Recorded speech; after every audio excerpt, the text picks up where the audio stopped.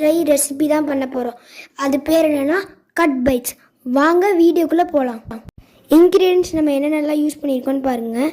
நம்ம கோதுமை யூஸ் பண்ணியிருக்கோம், அப்புறமா பொட்டேட்டோ யூஸ் பண்ணியிருக்கோம், ஆனியன்.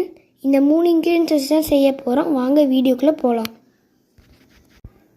இப்போ ஒரு பொட்டேட்டோவை எடுத்துகிட்டு 4 இதாக கட் பண்ணிக்கலாம்.